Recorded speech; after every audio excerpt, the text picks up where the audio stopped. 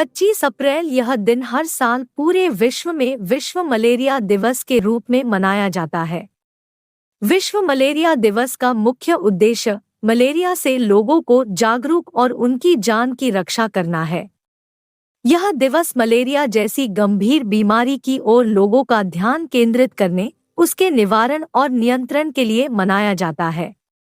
Malaria के प्रमुख लक्षण में मरीज को बुखार आता है, सिरदर्द और मितली आने के साथ कपकपी के साथ ठंड लगने के दौरे प्रमुख हैं।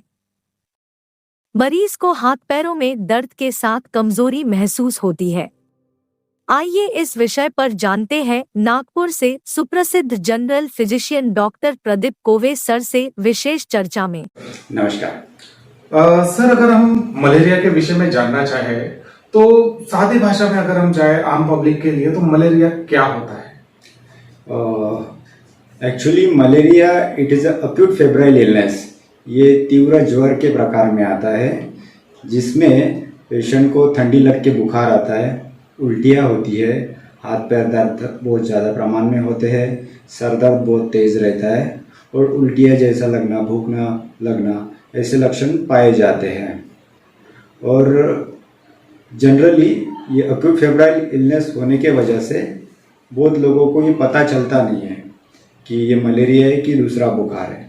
इसके 5 प्रकार होते हैं, जिसमें 2 सबसे ज़्यादा ये इंडिया में पाए जाते हैं।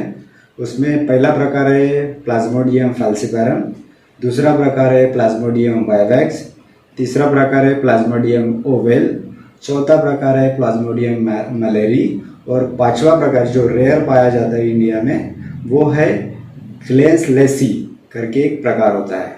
लेकिन सबसे ज़्यादा इंडिया में जो पाए जाते हैं वो फाल्सिपारम मलेरिया और वाइवैक्स मलेरिया। सर, ये तो थे मलेरिया के मुख्य कारण, लेकिन अगर हम लक्षणों के विषय में जानना चाहें तो क्या प्रमुख लक्षण एक मलेरिया के पेशेंट में देखने को मिलते हैं? सर्वप्रथम जब मलेरिया का मच्छर काटता है तो उसके बाद 10-15 दिन तक उसका इंक्यूबेशन पीरियड रहता है। 10-15 दिन के बाद उसके लक्षण निर्माण होना चालू हो जाता है। प्रथमतः ठंडी लग के बुखार आना चालू हो जाता है, जो कि बहुत तेज़ रहता है। 102-103 डिग्री के आसपास बुखार रहता है।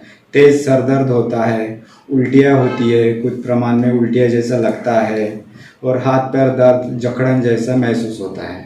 ये प्रमुखता लक्षण पाए जाते हैं।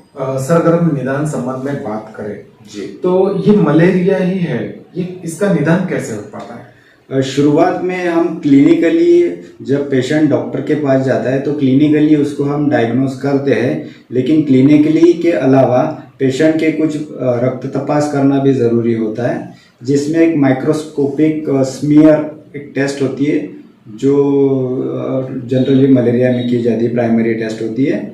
उसके बाद उससे भी जल्दी रिपोर्ट चाहिए रहता है तो उसमें रैपिड एंटीजन टेस्ट होती है, जो कि तुरंत 1 घंटे में रिपोर्ट मिल जाता है, तो उसका निदान तुरंत हो जाता है पेशेंट का। लेकिन अगर सर हम मलेरिया के उपचार की बात करें तो किस प्रकार की उपचार पद्धति मलेरिया के लिए उपलब्ध है? जी, अभी तो पूरे वर्ल्ड में मलेरिया के लिए बहुत अच्छी दवाई प्रस्तुत है।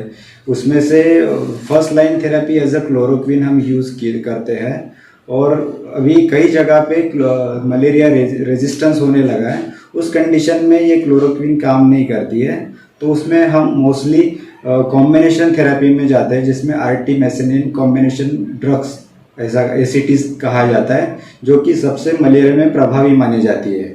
उसके अंदर arteether, artemether, then artesunate करके ये दवाई आती है। उसके बाद मेफ्लोक्विन, क्विनिन, क्लोरोक्विन के साथ और पायरोडॉक्सिन, सल्फामिथाडॉक्सिन, ये सब दवाई, डॉक्सीसाइक्लिन हो गई, टेट्रासाइक्लिन हो गई, इतनी सारी दवाई उसमें दी जाती है। अक्सर देखा जाता है मलेरिया के मामले में लोग बहुत अलगर्जी होते हैं, लोग उसका जल्दी से इलाज नहीं करते हैं या फिर डॉक्टर के पास जल्दी नहीं जाते, घरेलू इलाज की तरफ ज्यादा ध्यान देते हैं। सर, कितना घातक साबित हो सकता है घरेलू इलाज? जी, शुरुआत के दिनों में जब पेशेंट को ठंडी लग के बुखार आता है तो लोग कोई दवा आजू बाजू से लेना, घर में पैरासीटामोल खा लेना, ऐसे करके दिन चला लेते, लेकिन वो बहुत घातक होता है। क्योंकि मलेरिया में ज़्यादा दिन उसको डॉर्मेंट कंडीशन में रखना या उसी कंडीशन में रखना घातक होता है, क्योंकि उसके वजह से सेरेब्रल मलेरिया या respiratory distress, multiple organ failure, ये कॉम्प्लिकेशंस पैदा होते हैं यदि आप लेट ट्रीटमेंट चालू करते हो तो। लेकिन शुरुआत के फेज में आप मलेरिया की ट्रीटमेंट करते हो तो उसमें अच्छा असर दिखता है।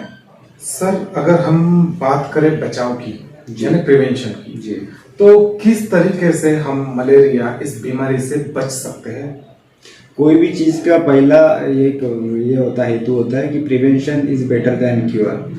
तो मलेरिया में भी वही चीज़ लागू होती है कि आसपास में कभी भी कोई गंदगी पैदा नहीं होने देना चाहिए।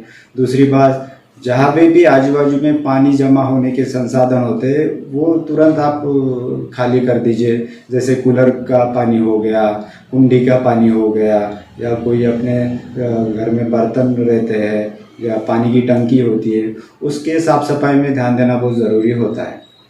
जो देशवासी अभी आपको देख रहे हैं, क्या एक संदेश आप उन्हें वर्ल्ड मलेरिया डे के उपलक्ष्य में देना चाहेंगे? जी, मैं ये कहना चाहूँगा, मलेरिया एक बहुत घातक बीमारी है जो कि अर्ली फेज में आप आते हो डॉक्टर के पास तो उसको प्रिवेंट किया जाता है। यदि आप उसको लेट करते हो या देरी करते हो तो वो बहुत जानलेवा बीमारी हो सकती है। इसके लिए कभी भी ध्यान देना है, कोई भी बुखार सादा बुखार ना समझते हुए डॉक्टर को तुरंत दिखाना चाहिए, उसका निदान करना चाहिए, खून की जांच करनी चाहिए। यदि वो मलेरिया निकलता है तो तुरंत उसकी ट्रीटमेंट डॉक्टर के सलाह से लेनी चाहिए। सर, अगर हम बात करें प्रकृति पॉलीक्लिनिक की, तो पेशेंट्स के लिए या रोगियों के लिए किस प्रकार की सुविधाएं आपके हॉस्पिटल में उपलब्ध है? प्रकृति पॉलीक्लिनिक एंड डायग्नोस्टिक सेंटर ये ओम नगर एरिया में कोराडी रोड पे स्थित है। यहाँ पे पेशेंट को हर तरह का कंसल्टेशन अवेलेबल है। अपने यहाँ पे general physician doctor Pradeep Kove available है, डॉक्टर साद सिद्दीकी जो जनरल सर्जन है वो अवेलेबल रहते हैं, डॉक्टर रेहान खान करके ऑर्थोपेडिक्स है वो भी अवेलेबल रहते हैं। अपने यहाँ पे 24 आवर्स पैथोलॉजी लैब है, एक्सरे सर्विस है और ईसीजी सर्विस है। शंभू नगर, आर्यनगर, कोराडी रोड पे कभी भी आप सलाह ले सकते हो या आप डायरेक्ट पॉलीक्लिनिक में आके अपॉइंटमेंट ले सकते हैं।